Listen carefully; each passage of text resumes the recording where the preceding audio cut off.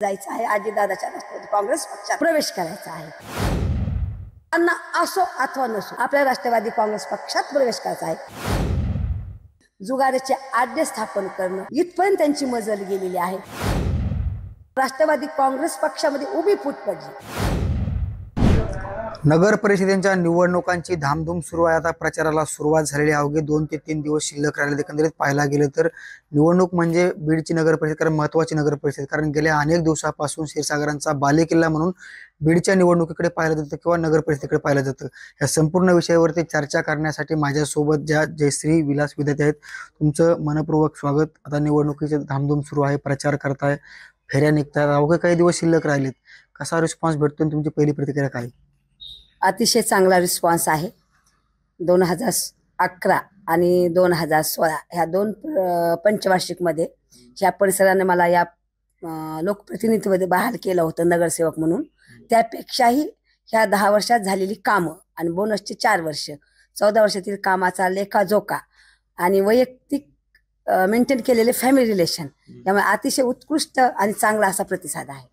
Door to door प्रचार चालू आहे. एकंदरीत पाहायला गेलं तर तुमच्याकडे क्षीरसागरांची विश्वासू म्हणून पाहिलं जात होतं, मात्र यावेळेची निवडणूक थोडी आगळी वेगळी होती. कारण याच्यासाठी महत्त्वाचा प्रश्न येऊ, तुम्ही पंडितांच्या राष्ट्रवादीकडून लढताय. नाही, थोडासा बदल हवा आहे प्रश्नामध्ये.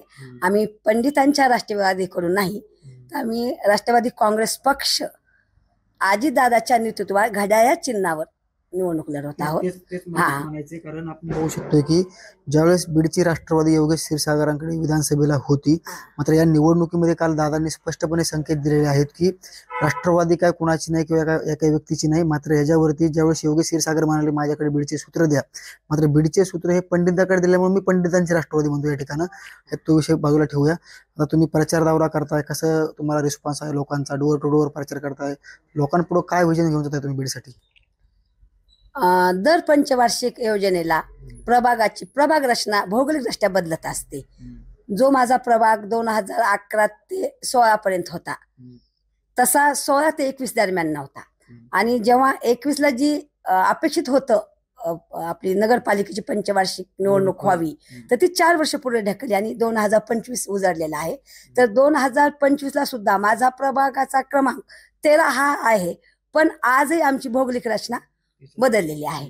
त्यामुळे माझ्या जुन्या प्रभागाचा काही भाग आणि प्रभाग क्रमांक 24चा काही भाग आणि सीमेवर्तीचा आणखी काही भाग माझ्या प्रभागात जोडले गेलेले आहेत. त्यातही माझ्या परिसरातील नव्यानं जोडण्यात आलेलं गोविंदनगर, भगवान विद्याशाळेचा परिसर, पंढरी, राजीवनगर हा माझा गेल्या 9 वर्षात माझा परिसर हा नव्हता. त्या परिसरातील बरीच विकास कामं ही राहिलेली आहेत. त्या परिसरातील विद्यमान जी नगरसेवक होते त्यांचं काम अतिशय चांगलं राहिलं, तरी पण उपेक्षित, वंचित, दीनदुबळ्यांचा तो तसा परिसर आहे. आणि मुळातच माझा प्रभाग क्रमांक 13 हा अनुसूचित जाती जमातीचा प्रवर्ग आहे. त्या परिसरामध्ये रस्ता, नाल्या, स्वच्छता, लाईट हे ज्या मूलभूत गरजा आहेत पाहिजे तशा पोहोचलेल्या नाहीत.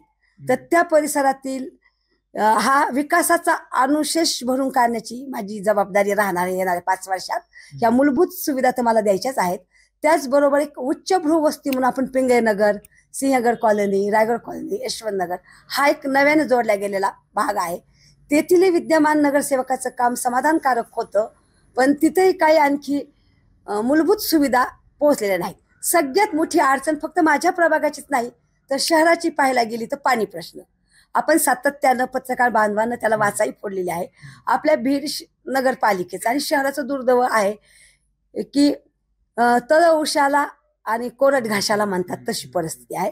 बिंदुसरा डॅममधून आपल्या बीड शहराला पाणी पुरवठा होतो, पण सातत्यानं हा दुष्काळग्रस्त भाग. पण यावेळेस सुदैवानं अतिवृष्टी झाली, याचा नक्कीच भविष्यात फायदा होईल. हा जो बीड शहराचा पाणी प्रश्न आहे की आपल्याला अपेक्षित असतं की किमान 2-4 दिवसाला तरी पाणी यावं, ते नियमित असावं, पुरेसं असावं, त्याची एक फिक्स टाइम टेबल असावा की या दिवशी या वाजता या परिसरात पाणी पुरवठा केला जाईल. तर त्याच्यासाठी माझा प्रयत्न राहील. ही बीड शहराची जी जलवाहिनी आहे पाणी पुरवठा करणारी, त्याच्यात बऱ्याच प्रमाणात मेंटेनन्स आहे. आपण एकीकडचं मेंटेनन्स काढून पाणी पुरवठा केला की लगेच दुसरीकडे त्याचं मेंटेनन्स निघतं, तर ती नव्यानं करण्याचा माझा मानस असेल. त्याचबरोबर स्वच्छतेच्या बाबतीत जर पाहायला गेलो तर जो आमचा नगरपालिकेचा सफाई कामगार आहे तो अतिशय कमी आहे. अक्षरशः 10 सफाई कामगारावर 4 प्रभागाचं सफाईचं काम असतं. तो हा सफाई कामगार वर्ग वाढवण्याचा माझा प्रयत्न असेल. त्याचबरोबर आपण एक जर प्रभाग पाहायला गेलं तर भौगोलिकदृष्ट्या हा फार मोठा आहे आणि त्याच्यामध्ये आपण 2 नगरसेवक निवडून देत असतो. साधारणपणे 5-5, 6-6, 7-7 हजार नागरिक तिथं मतदार तिथं राहतात आणि त्याच्या दृष्टीने विचार करायला गेलं त्याच्या दुप्पटच कमीत कमी तिथं हे नागरिक राहत असतात. तेव्हा नगरपालिकेच्या माध्यमातून आपण स्वच्छतेच्या ज्या सुविधा देत असतो त्यात घंटागाडी आली, त्या रस्त्यांची नियमित झाडणं करणं आलं, त्याचबरोबर कचरा संकलन असू किंवा आपण त्या कचऱ्याची विल्हेवाट असू, हा जो प्रश्न आहे तर ते जे सफाई कामगार आहेत ते तुटपुंजे आहेत तर ते वाढविण्याचा प्रयत्न राहील. प्रत्येक प्रभागाला कमीत कमी 2 घंटागाड्या म्हणजे व्यक्तिशः एका नगरसेवकाला 1 घंटागाडी जर उपलब्ध करून दिली तर चांगल्या प्रकारे कचरा संकलन होईल आणि जो आपला प्रदूषणाचा विषय आहे, स्वच्छतेचा विषय आहे, तो चांगल्या प्रकारे मार्गी लागेल. आता महत्वाचा प्रश्नाकडे यायची मला, तुम्ही एक महिला आहात, महिलांना प्रतिनिधित्व जास्त मिळालेलं आहे कारण भाजप असेल किंवा राष्ट्रवादी असेल. मात्र महत्वाची समस्या बीडमध्ये अशी आहे, आपण बघू शकतो बाजारपेठ असेल किंवा इतर भागामध्ये आम्ही फिरतोय, बीडमध्ये शहरामध्ये बघतोय महिलांचं स्वच्छतागृह नाही हो. खूप मोठी दुर्दैव आहे कारण एकाही ठिकाणी वर्दळीच्या ठिकाणी महिलांचं स्वच्छतागृह दिसत नाही. ठीक आहे, गल्ली बोळ्यात तर सोडून द्या, मात्र जे वर्दळीचे ठिकाण आहे त्या ठिकाणी दिसत नाही. त्याच्यासाठी तुमच्या महिला म्हणून काय प्रयत्न असणार आहे?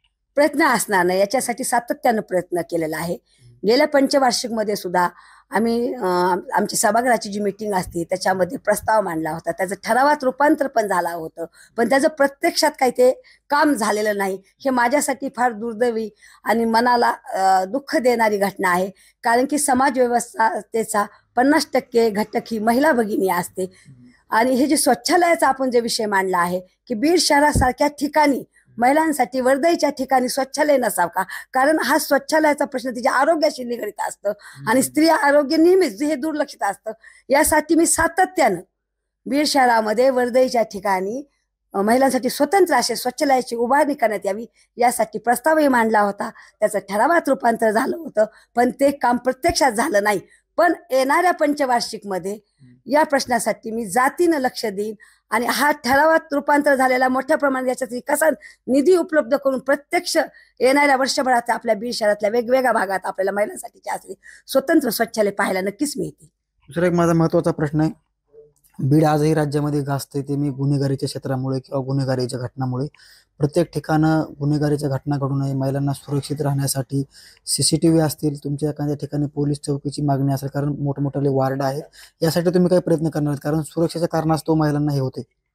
हा, नक्कीच महिला सुरक्षेचा हा फार मोठा ऐरणीवरचा प्रश्न आहे आणि हा फक्त आपल्या शहरापुरता नाही तर राज्यात आणि देशात सगळीकडेच महिला ही आज असुरक्षित आहे.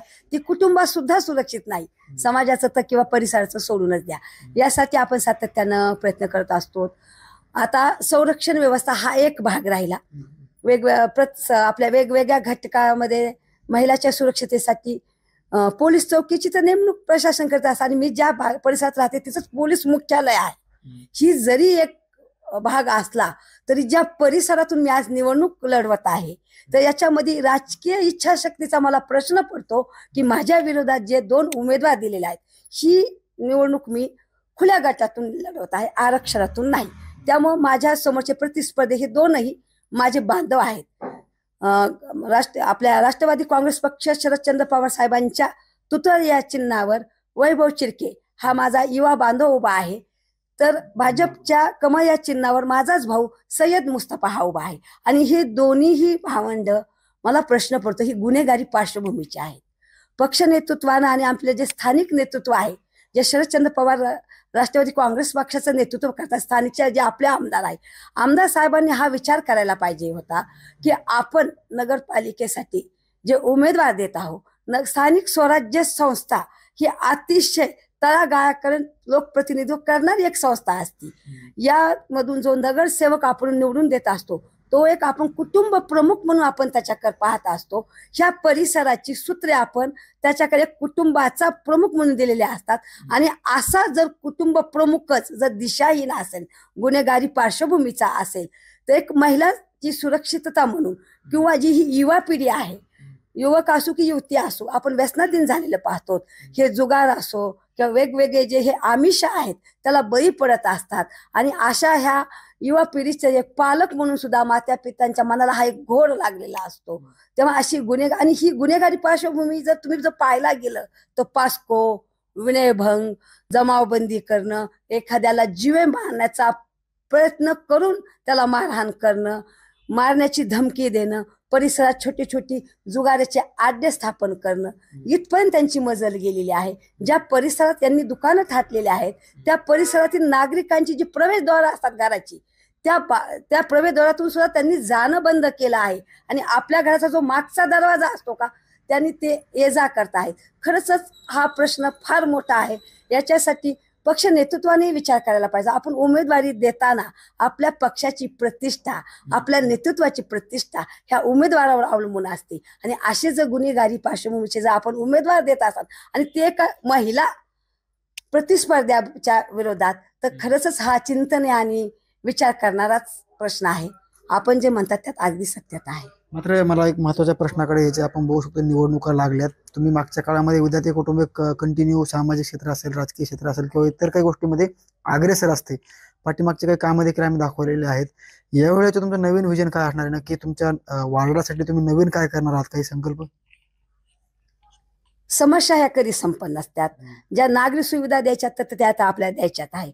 मला गेल्या टर्म मध्ये मी जशी एक स्मशानभूमी अंकुशनगरमध्ये आपण उभारली, त्यामुळं जिवंत माणसंच नाही तर मृत्यूनंतरही त्याची होणारी त्याला आपण म्हणतो हेळसांड थांबवण्यात आली. कारण या परिसरातून जिवंत माणूस आपल्या मोंड्याच्या किंवा भगवान बाबा प्रतिष्ठानच्या परिसरातील जर स्मशानभूमीत घेऊन जायचा असेल तर 4-5 हजार रुपये खर्च यायचा.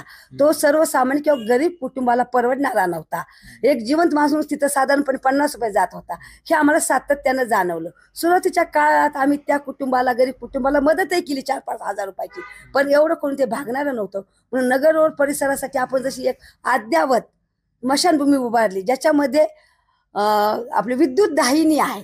आता हे जसं विकासात्मक काम झालं अशा अनेक संकल्पना माझ्या डोक्यात आहे. मी ज्या परिसरात राहते आहे त्या परिसरामध्ये राजीव नगर असून, गोविंद नगर असेल किंवा भगवान वेशाळेचा परिसर असेल, या परिसरातील बहुसंख्य हा तसा रिटायर पोलीस प्रशासनातील रिटायर कर्मचाऱ्यांचा हा परिसर आहे.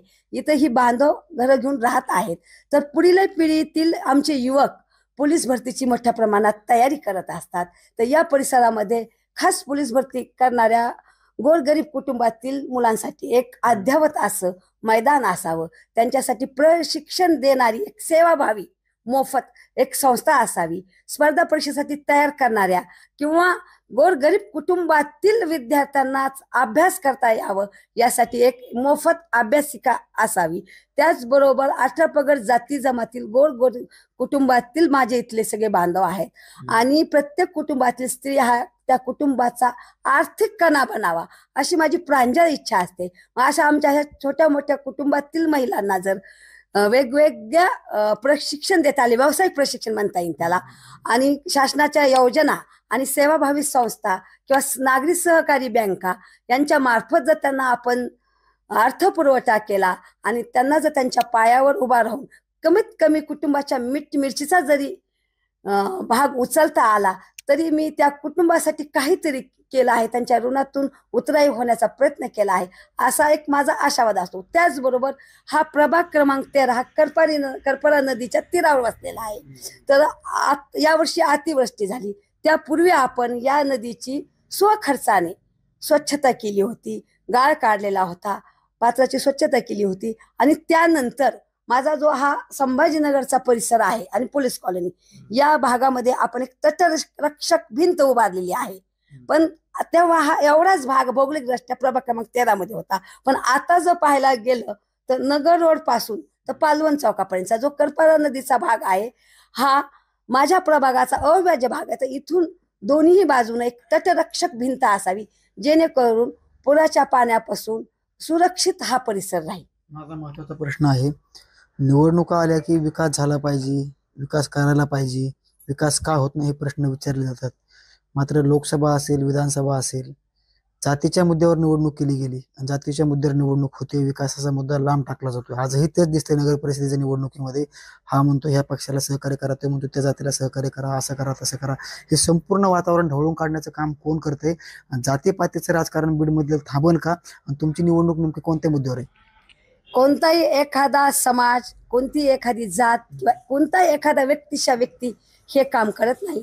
प्रत्येकच समाज घटकामध्ये, प्रत्येक जातीत आणि प्रत्येक धर्मामध्ये अशी काही विघ्न संतुष्टी मंडळी असतात आणि याचा नेमका फायदा ही राजकीय मंडळी उठवतात. यात अगदी सत्यता आहे. आपण शाहू फुले आंबेडकर आणि छत्रपती शिवाजी महाराजांच्या महाराष्ट्रातील आहोत. आपण लोकशाही देशातले नागरिक आहोत. ही एक जरी विकृती असली तर आजही बहुसंख्य असा समाज घटक आहे की निवडणुका कोणत्या असो, त्या कोणत्या पक्षाच्या आहेत, कोणत्या चिन्हावर लढवल्या जात आहेत, त्यापेक्षाही त्या पक्षाची विचारधारा काय आहे, त्या पक्षाची ध्येय धोरणं काय आहे. आणि जेव्हा सार्वत्रिक स्वराज्य संस्थेच्या निवडणुकीची वेळ येते आणि ती नगरपालिकेची निवडणूक असते, तेव्हा ती व्यक्ती कोणत्या पक्षाची आहे, कोणत्या धर्माची आहे, कोणत्या जातीची आहे, त्यापेक्षाही ती व्यक्ती आपली आहे का, ती आपल्या सुखदुःखात एकरूप होऊ शकते का, ती आपल्यामध्ये फक्त माणूस म्हणून आपल्याला पाहत आहे का, ती आपला समाज बांधव समजत आहे का, या गोष्टीवरच ह्या निवडणुका लढल्याही जातात आणि जिंकल्याही जातात. हा माझा सर्वसामान्य मतदाराप्रती असलेला हा विश्वास आहे. तुम्ही जे म्हणतात त्यात अर्ध सत्यता आहे, ती पूर्ण सत्यता नाही.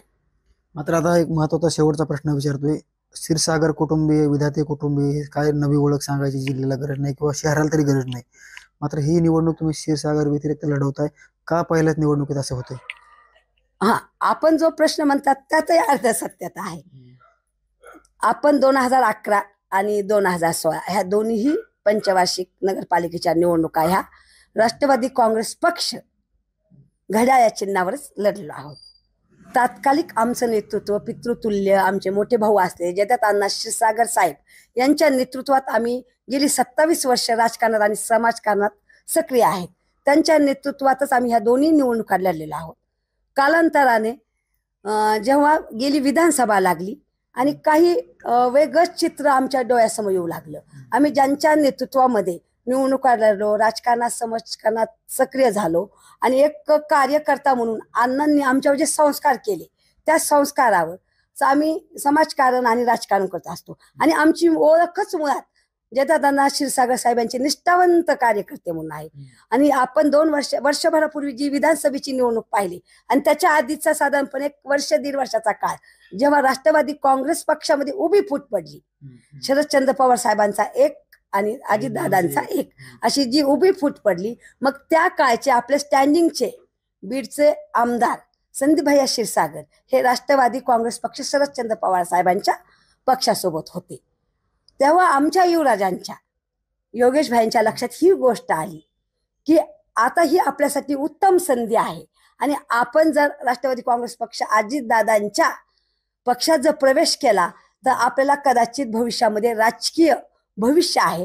त्या ध्येय किंवा ते आकांक्षा स्वप्न मनी बाळगून त्यांनी अण्णासाहेबांना विचारलंही की बाबा आपण जर अजितदादाकडे गेलं तर कसं राहील, आपल्यासाठी तिकडं भविष्य आहे. पण अण्णा साहेब हे संयमी आहेत, अनुभवी आहेत, त्यामुळं आणि ज्येष्ठ आहेत. त्यांनी तो विषय त्या काळामध्ये उतावळीपणाचा मानला. कारण की शेवटी पोरगण बाळगण आपण म्हणत असतो. ते म्हणजे आपण विचार करूया, जनमताची चाचणी घेऊया. आपले जे ही कार्यकर्ते आहेत आपल्याशी पिढ्या जोडले गेलेले आहेत त्यांचाही विचार घेऊन मग सगळ्यांचं जे मत येईल त्या मतावर आपण निर्णय घेऊया. पण तेवढा वेळ आमच्या युवराजाजवळ नव्हता.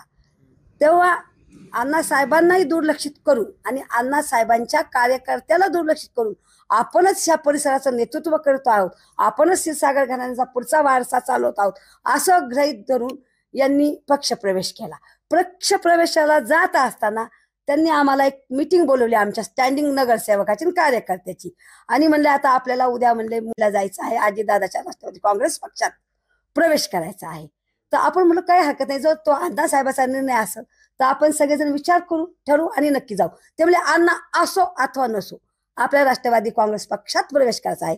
तेव्हा मात्र आम्ही या गोष्टीला विरोध केला, नकार दर्शवला आणि त्यांच्यापासून वेगळं होणं ठरवलं. कारण त्या काळामध्ये नगरपालिकेच्या निवडणुका होऊन किंवा पंचवार्षिक 2016 ते जी 21 होती संपुष्टात आलेली होती. आम्ही नगरसेवकपदी लोकांच्या मनात होतो, पण आमचे अधिकार संपले होते, आमचा कार्यकाळ संपलेला होता. आणि आमचं जे नेतृत्व आहे जयदत्त क्षीरसागर साहेब हे कोणत्याच पक्षात नव्हते. ते निवडणुकीच्या रिंगणात असणार एवढं फक्त आम्हाला माहित होतं. आम्ही दोन्ही राष्ट्रवादीकडून आशा लावून होतो की या पक्षाच्या जडणघडणीमध्ये आणि विस्तारामध्ये अण्णांचा फार मोठा वाटा राहिलेला आहे. आणि नक्कीच ह्या दोन पक्षाकडून किमान एका पक्षाकडून तरी अण्णांना न्याय दिला जाईल. पक्ष नेतृत्व त्यांना आमदारकीचं तिकीट देतील आणि निवडणुकीच्या रिंगणामध्ये अण्णासाहेब असतील, असा एक आमच्या मनामध्ये एक भाव होता. पण तो नंतर निष्फळ ठरला. आमच्या लक्षात आलं की ही निवडणूक आपल्याला अपक्ष म्हणून लढवायची आहे. आपल्या नेत्याने आजपर्यंत जे कामं केलेले आहे ते कामं आपल्या जनमानसात घेऊन जायचे आहेत. त्या वृत्तीनं कोणताही पक्ष न समजता विधानसभेला अण्णासाहेब उभा राहणार या भावनेतून आम्ही सगळे कार्यकर्ते एकत्रित आलेलो होतो. आणि ह्या विधानसभेच्या महिला वर्गाची जबाबदारी अण्णासाहेबांना माझ्यावर सोपवली होती. तेव्हा आम्ही महिला वर्ग समाज व्यवस्थेचा 50% घटक असतो, त्यांच्यासाठी आम्ही वेगवेगळे उपक्रम राबवले होते. अण्णासाहेबांचा आजवरच्या कामाचा लेखाजोखा मांडत आम्ही त्यांच्यापर्यंत जात होतो. आणि त्यातच आम्ही विशेष म्हणजे खेळपट्ट्यानीचा हा कार्यक्रम घेतला होता. निवडणुका जवळ आलेल्या होत्या आणि हे दोन्हीही आमचे प्रतिस्पर्धी आहेत, योगेश भैया आणि संदीप भैया. त्यांना प्रतिस्पर्धी समजून त्या काळामध्ये एक ती आपली निवडणुकीची प्राथमिक प्रचार फेरीच आहे. आपण आपल्या मतदाराशी संवाद साधत आहे. त्यामुळे त्या काळामध्ये त्या वेळ आणि परिस्थितीला आम्हाला जे वाटलं तो आम्ही त्यांच्यावर टीका टिप्पणी केली. त्याचा एक भाग असा होता की योगेश क्षीरसागरांनी कोणतीही साधी नगरपालिकेची नगरसेवक पदाची सुद्धा निवडणूक लढली नाही. त्यांनी पक्षाचा फॉर्म भरला होता, तो सुद्धा त्यांचा फॉर्म उडला होता आणि त्यांना आपण कॉप मेंबर म्हणून घेतलं होतं. आणि मग नेमकं ते नगराध्यक्ष भारतभूषण क्षीरसागर साहेबांचे पुत्र आहेत, यात काहीच दुमत नाही. पण त्यांच्यानंतर त्यांचा राजकीय वारसा किंवा प्रशासकीय लेवलला नगरपालिकेचे ते काम कोणत्या अधिकारानं पाहत होते, हा आमच्या मनाला पडलेला प्रश्न होता. त्यांनी जर आमच्या अनुभवाचा, आमच्या ज्येष्ठत्वाचा मान ठेवून जर त्यांच्यासाठी आम्हाला विनंती केली असती किंवा आम्हाला विचारात घेतलं असतं तर एक युवा पिढी म्हणून आम्ही त्यांच्या स्वप्नांना पाठबळ नक्कीच दिला असतं. कारण की आपल्याला ज्यांनी कार्यकर्ता म्हणून एक लोकप्रतिनिधी म्हणून नेहमी न्याय देण्याचं काम केले आहे त्या दीपाताई क्षीरसागर आणि अध्यक्ष भारतभूषण क्षीरसागर त्यांचे ते पुत्र आहेत. त्यामुळं त्यांच्यासाठी आम्हाला मनात नक्कीच प्रेम आहे. पण त्यांनी जो मार्ग पाहिला होता तो अतिशय चुकीच्या पद्धतीचा होता. आणि जेव्हा विधानसभेची निवडणूक लागली आणि अण्णाने अचानकपणेच त्यांचा फॉर्म उमेदवारी घेतली आणि त्यावेळेस अण्णांनी आम्हाला कुणालाही काहीच सांगितलं नाही की आपल्याला उमेदवारी मागं घ्यायची आहे. आम्ही ह्या स्वप्नात होतो की आता आपल्याला जीवाचं रान करून प्रचार करायचा आहे आणि पुन्हा एकदा आपल्याला अण्णासाहेबांच्या मस्तकी गुलाल लावायचा आहे. पण अचानकच अण्णासाहेबांनी उमेदवारी अर्ज मागे घेतला. ही आमच्या मनासाठी अतिशय क्लेशदायक, मनाला दुःख देणारी घटना होती. पण आम्ही आमच्या नेत्यामध्ये सदैव आपला बाप पाहिला होता, आपला मोठा भाऊ पाहिला होता. त्यांच्या वयाची आणि त्यांच्या त्या मनस्थितीची आम्हाला जाणीव होती. तेव्हा आम्ही राजकारण बाजूला ठेवून नेमका आपला नेता काय अडचणीत आहे आणि हा त्यानं निर्णय का घेतला आणि त्यानं जो तो निर्णय घेतला असेल तर तो योग्यच असेल असा विश्वास ठेवून आम्ही अण्णासाहेबाचा जो निर्णय होता तो मान्य केला. माझा मूळ प्रश्न असा आहे, तुम्ही यावेळेस क्षीरसागर व्यतिरिक्त निवडणूक का लढताय? क्षीरसागर व्यतिरिक्त नाही, आम्ही राष्ट्रवादी काँग्रेस पक्षाच्या चिन्हावर, घड्याळ या चिन्हावर निवडणूक लढवत आहे. आणि अण्णासाहेबांची एक समाजामध्ये एकनिष्ठ कार्य करते म्हणजे आमची ओळख आहे ती आमच्यासाठी पुरेशी आहे. त्याच्याकडे पण यायचंय मला, कारण बाहेर ज्यावेळेस प्रवेश केला घराच्या आतमध्ये घेत असताना मी, त्यावेळेस वर राष्ट्रवादीचा झेंडा, इकडे अण्णांचे पोस्टर, हे काय मग कळलं नाही मला. त्याच्या मागचं गुढ हे खरंच भल्याला कळत नाही. कारण की विधानसभेमध्ये पण अण्णांना निर्णय घ्यायला उशीर झाला. ऐका तुम्ही मी काय म्हणते ते. आणि नगरपालिकेची जेव्हा निवडणूक जवळ आली तेव्हा कदाचित कौटुंबिक लेवलवर जी राष्ट्रवादी काँग्रेस पक्षाची फूट पडली, तो गटातटामध्ये विभागला गेलेला आहे. हा राष्ट्रवादी काँग्रेस पक्षाचे जरी हे नगरसेवक असले तर ते अण्णासाहेबांचे कार्यकर्ते होते. त्यामुळे हा प्रश्न त्यांनी कदाचित कौटुंबिक लेवलला त्यांना 10 वेळेस समजून सांगितलं असं की बाबा ही काय आपली वैयक्तिक मक्तेदारी नाही, तू जरी माझ्या कुटुंबातला असला तर हे काही माझ्या कुटुंबातली बाहेर नाहीत, ही सगळी आपली माणसं आहेत आणि त्यांच्यासाठी जर आपल्याला न्याय द्यायचा असेल तर आपल्याला एक संघ होणं गरजेचं आहे. पण त्यावेळेसही कदाचित अण्णासाहेबांचा हा जो आदेश किंवा शब्द आहे त्यांनी मनावर घेतला नाही आणि जे व्हायचं तेच झालं. हा पक्ष गटातटात विभागला गेला आणि जेव्हा ही गोष्ट पक्ष नेतृत्वाच्या लक्षात आली अजितदादांच्या, तेव्हा त्यांनी आमचे जे आता केअरटेकरच्या भूमिकेत आहेत विजयसिंह पंडित, त्यांना सूचना केली की बाबा बीड शहरामध्ये आणि बीड विधानसभेमध्ये आपल्या पक्षाची फार मोठी ताकद आहे आणि ती विभागल्या जाता कामा नये.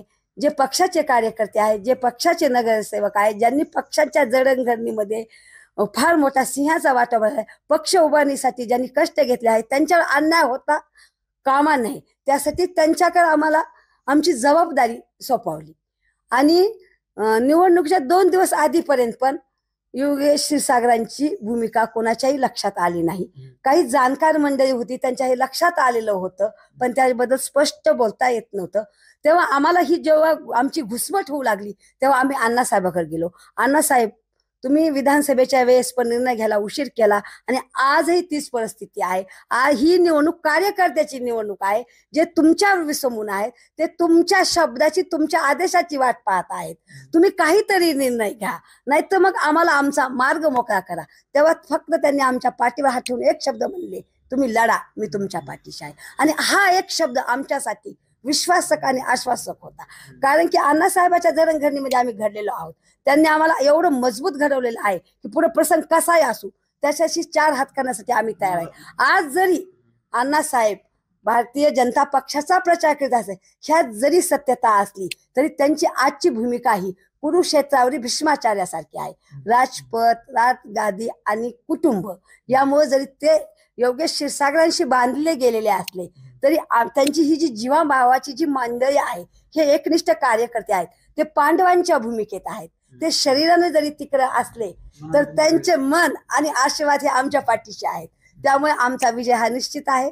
आम्ही कोणत्या पक्षाचे आहेत, कोणत्या गटाकडून निवडणूक लढतो, त्यापेक्षा जयदत्त क्षीरसागर साहेबांचे एकनिष्ठ कार्यकर्ता ही ओळख जनमानसात आहे आणि हे लोकही जाणून आहेत.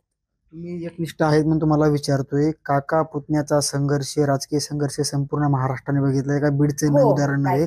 कारण शरद पवार असतील, अजित पवार असतील, इकडे धनंजय मुंडे, गोपीनाथ मुंडे असतील, किंवा आता संदीप क्षीरसागर आणि जयदत्त क्षीरसागर, मग इकडे जयदत्त क्षीरसागर आणि योगेश क्षीरसागर. एकनिष्ठ म्हणून विचारतोय, काकांचं पुतणे ऐकत नाहीत का? तुम्ही मला अगदी अडचणीत टाकलेला प्रश्न आहे हा. कारण विधानसभेला पण तेच घडलंय, त्यामुळे विचारतो तुम्हाला मी.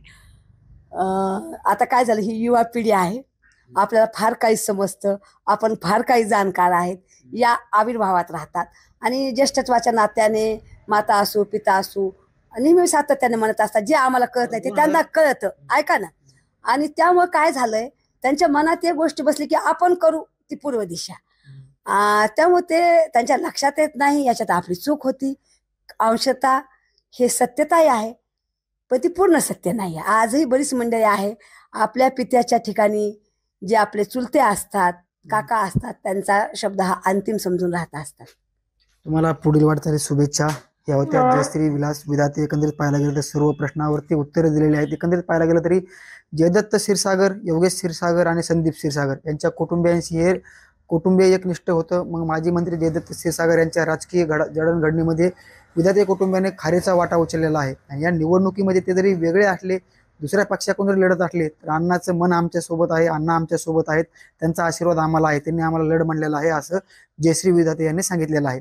नक्कीच येणाऱ्या काळामध्ये या वार्डामधून कोण कोणाला कौल देते आणि जनता का ठरवते हे देखील पाहणं तेवढंच महत्त्वाचं असणार आहे. कॅमेरामन ऋषिकेश गालपाडे सोबत मी योगेश काशीद, साम टीव्ही, बीड.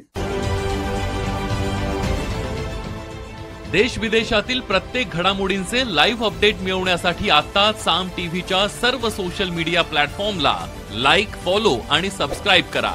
तसंच सर्व नोटिफिकेशनसाठी बेल आयकॉन प्रेस करायला विसरू नका.